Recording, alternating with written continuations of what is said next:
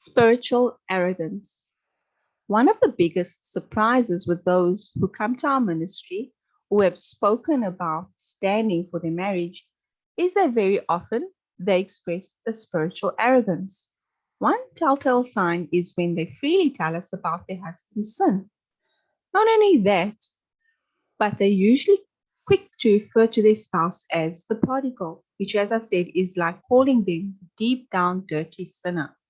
When we see a woman looking at a spouse's sin, rather than focusing on their own, we know they are still tearing down their houses down. They are still tearing their houses down, not at all headed toward restoration.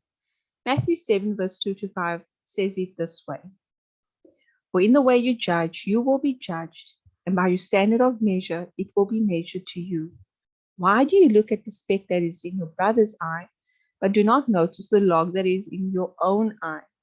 Or how can you say to your brother, Let me take the speck out of your eye, and behold, the log is in your own eye?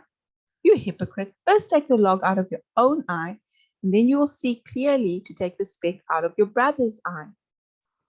This type of spiritual arrogance is what we began to referring as a Pharisee spirit. This is so dangerous and will prevent God from moving your marriage toward restoration. When I was trusting God for my marriage restoration, the Lord showed me in His Word that Jesus was only harsh, critical, and opposed to one set of individuals, not the sinners, but the Pharisees. And that is when He showed me that I was a Pharisee because I was focusing on my husband's sins while ignoring my own.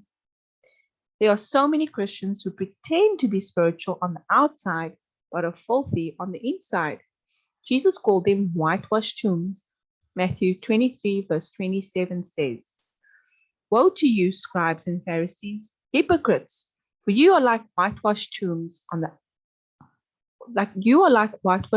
which on the outside appear beautiful, but inside they are full of dead men's bones and all uncleanness.